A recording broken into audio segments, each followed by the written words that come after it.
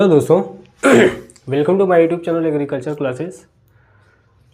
आज हम आप लोगों के लिए लेके आए हैं वीड मैनेजमेंट। वीड मैनेजमेंट मतलब वीड को कंट्रोल कैसे करते हैं। पिछले वीडियो में हम लोग देखे थे वीड का डिफिनेशन देखे थे वीड। उसके बाद आज की वीडियो में कितने प्रकार का वीड होता है उसको क्लासिफिकेशन ऑफ वीड हम लोग भी देख लिए हैं। उसके बाद देखेंगे आज हम लोग वीड मैनेजमेंट और मेथड ऑफ वीड कंट्रोल, मतलब किस किस विधि से वीड को कंट्रोल कर सकते हैं। वीड कंट्रोल करना बहुत ही ज़रूरी है, यानी कि वीड कंट्रोल का अगर हम लोग देखे थे कि वीड जो होता है, वीड के द्वारा हम लोग 45% लॉस कर देते हैं अपने क्रॉप को। वीड के बाद आता था हम लोगों का इंसेक्ट के द्वारा 30% आता था, डिजीज के द्वारा 25% आता, अदर के द्वारा 5% हम लोगों का नुकसान होता था। और टोटली मिला के अगर हम लोग ध्यान न दिया जाए तो 100% हम लोग का वो क्रॉप नष्ट हो जाता था। तो आज की वीडियो में हम लोग देखते हैं वीड को मैनेजमेंट कैसे करना है।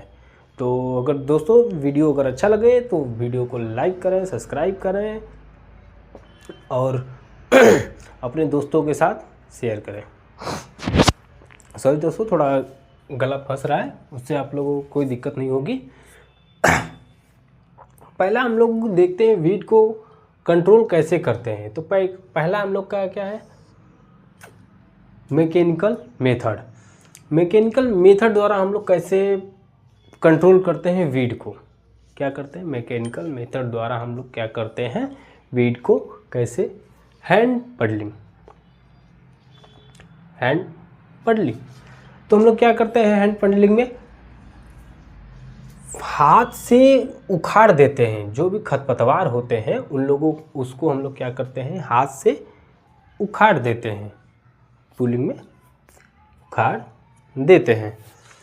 उसके बाद दूसरा देखते हैं तो ऑयलिंग में हम लोग क्या करते हैं हाथों से अपने क्या करते हैं हाथों से निराई गुड़ाई करते हैं। देखे होंगे तो खुरपी उर्पी का हम लोग भी छोटे औजार यानी कि खुरपी उर्पी का हम लोग भी प्रयोग करते हैं।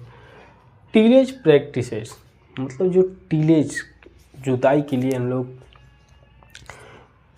प्रयोग करते हैं उसका हम लोग भी क्रिया करते हैं, यानी कसरत क्रिया के द्वारा भी हम लोग क्या करते हैं मैकेनिकल मेथड में वीड को कंट्रोल किया जा सकता है। और मॉइस्चरिंग में हम लोग को क्या करते हैं, मूविंग है, तो इसमें हम लोग क्या करते हैं छटाई करते हैं, यानी कि जो वीड होते हैं उसको हम लोग छाट के एक स्थान से दूसरे स्थान पे हटा देते हैं, यानी कि फेंक देते हैं। बर्निंग करते हैं। बर्निंग में क्या करते होते हैं दोस्तों, जो खरपतवार हम लोग खेत से निकालते हैं उसको क्या करते हैं जला देते हैं। क्या करते हैं बर्निंग यानी कि जला देते हैं। फ्लोटिंग की अगर हम लोग बात करते हैं तो ये जो वीड होते हैं जलमग्न कराता है। क्या करता है जलमग्न कराना। उसके बाद क्या आता है, मतलब ज़्यादा जल की अगर हम लोग बात दे देते हैं तो कुछ ऐसे वीड होते हैं जो कि ज़्यादा जल मानने के ज़्यादा पानी की आवश्यकता से वो क्या होते हैं जलमग्न हो जाते हैं कि मृदा दलदली हो जाती है और वहाँ के वीड खरपतवार नष्ट हो जाते हैं। और क्या करते हैं मल्चिंग के द्वारा, यानी कि पटवार के द्वारा हम लोग क्या कहते हैं कुछ नमी बनाए रखने के से भी वीड क्या होते हैं सूख के मर जाते हैं नमी के कारण। उसके बाद आता है बायोलॉजिकल मेथड अगर हम लोग देखते हैं, बायोलॉजिकल मेथड की हम लोग बात करते हैं तो पैरासाइट यानी कि परजीवी जो एक दूसरे पे आधारित होते हैं उसको हम लोग बायोलॉजिकल, जैसे कि खरपतवार को हटाने के लिए चूहा को मारने के लिए बिल्ली का प्रयोग करते हैं। उसी तरह छिपकली को देखे होंगे, कई से इंसेक्ट होते हैं, जैसे कि घरों में लाइट जलती है तो बहुत सारे कीट आ जाते हैं तो उसको छिपकली खा जाती है। उसी तरह पैरासाइट जो होते हैं जो कि हमारे फील्ड में जो भी क्रॉप लगे रहते हैं उसमें जो भी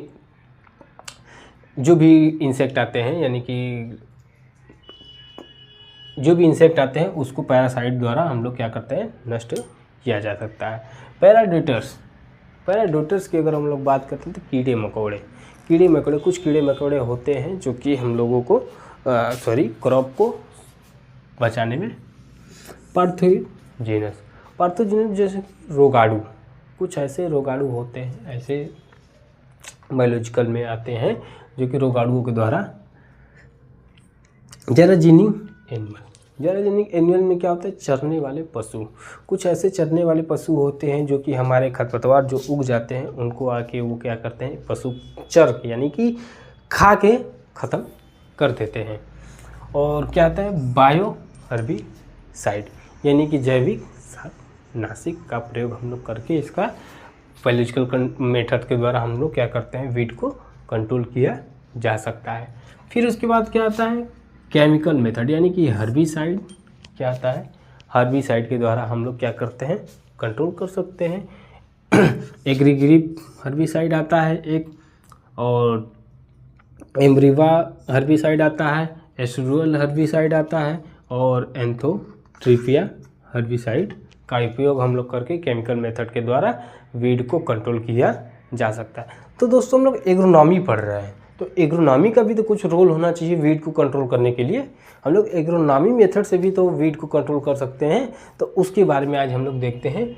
एग्रोनॉमिकल मेथड किसके लिए हम लोग उपयोग करते हैं, वीड को कंट्रोल करने के लिए। तो क्रॉप रोटेशन, फसल को बार बार बदलते रहना चाहिए। एक बार गेहूँ तो एक बार धान, धान के बाद गेहूँ, मक्का, जौ, जई, बाजरा, सरसों, अरहर, ऐसे हम लोगों को क्रॉप को बदल बदल के बोना चाहिए। ना कि एक बार धान लगाएं तो दूसरे सीजन में भी धान लगाएं, तीसरी सीजन में ही भी धान लगाएं, तो इस सीजन के धान में जो भी इंसेक्ट पेस्ट होंगे वो दूसरे में जाएंगे, दूसरे से तीसरे में जाएंगे, और हमारा जनसंख्या जो होगा वीड का वो बढ़ता चला जाएगा। तो अगर हम लोग धान के बाद गेहूं को लगाते हैं तो जो गेहूं के कुछ फैलिटिस माइनस का नाम ही ले ले तो वो क्या कहता है, धान में नहीं लगता है। टाइप ऑफ क्रॉप, क्रॉप जो होते हैं, कई प्रकार के क्रॉप होते हैं, उनको भी हम लोग लगाते हैं वीड को कंट्रोल करने के लिए। Use of fertiliser and manure, मतलब जो भी खाद और उर्वरक का उपयोग हम लोग करते हैं उससे भी हम लोग क्या करते हैं, एग्रोनॉमिकल मेथड में वीड को कंट्रोल कर सकते हैं। उसके बाद आता है sowing time and seed rate and method.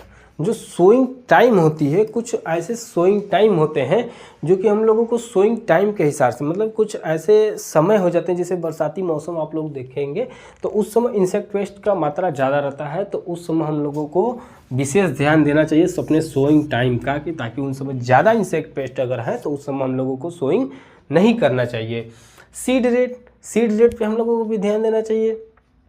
ज़्यादा से ज़्यादा मात्रा में हम लोग को सीड नहीं छिड़कना चाहिए, ना ही कि कम मात्रा में, जितना आवश्यकता हो उतना ही मात्रा में। और इसके मेथड के द्वारा, मतलब जो सीड सोइंग मेथड होता है उस मेथड की अगर मेथड की अगर हम लोग बात करते हैं तो सीड सोइंग मेथड का हम लोग का टॉपिक यानी कि लेक्चर आपके अपने यूट्यूब चैनल एग्रीकल्चर क्लासेस में वहाँ पे अपलोड कर दिया गया है। वहाँ आप देखेंगे सोइंग मेथड क्या होते हैं, और वहाँ से आप लोगों को अच्छे से मिल जाएगा मेथड के बारे में। और मेथड आप लोग देख सकते हैं कि उसको हम लोग कैसे कैसे करते हैं और कितने कितने मेथड से हम लोग सोइंग करते हैं, और इसमें आप लोगों को लाभ देखने को मिलेगा। तो हम लोग देख लिए दोस्तों मेथड क्या होता है वीड कंट्रोल करने का, मैकेनिकल मेथड, बायोलॉजिकल मेथड और केमिकल मेथड। इकोनॉमी का कुछ विशेष रोल होता नहीं है, लेकिन हम लोग इतना जानने के लिए आप लोगों को बता दिए हैं। मुख्य रूप से मैकेनिकल, बायोलॉजिकल और chemical, mechanical method, biological method और केमिकल मेथड के बारे में आप लोगों को अच्छे से याद होना चाहिए। ये टॉपिक आप लोगों को एनी टाइम, हर सब्जेक्ट में, हर सब्जेक्ट की छोड़िए, हर सीजन में, हर क्रॉप को उगाते समय वीड को कंट्रोल करने के लिए सबसे इम्पॉर्टेंट टॉपिक है। अगर ये टॉपिक आप लोगों को नहीं याद होता है तो वीड को कंट्रोल करना पॉसिबल तो है नहीं। वीड एक ऐसा माना जाता है कि अगर हम वीड को ध्यान न दें तो हम लोग कोई फसल को उगा ही नहीं सकते हैं, वीड को उगा नहीं सकते, क्रॉप को उगा नहीं सकते हैं। अगर क्रॉप को उगाना है तो हम लोगों को सबसे बड़ी चीज़ होती है कि वीड को कंट्रोल करना पड़ेगा। हम आप लोगों को बताए थे कि वीड को कंट्रोल करना कितना मुश्किल होता है। कुछ वीड तो ऐसे होते हैं जिनको मतलब कंट्रोल करना पॉसिबल नहीं होता है। अगर वो एक बार क्रॉप में लग जाते हैं तो उस क्रॉप को काट के फेंक देना ही पॉसिबल है। अगर उसको काट कर नहीं फेंक देते हैं तो उसको कंट्रोल करना पॉसिबल नहीं होता है। इसलिए हम लोगों को वीड कंट्रोल करने के लिए ये मेथड अच्छे ढंग से याद होने चाहिए। प्रैक्टिकल में भी अगर वाइवा लेने के लिए टीचर आते हैं तो वो भी वीड कंट्रोल के मेथड को पूछ सकते हैं।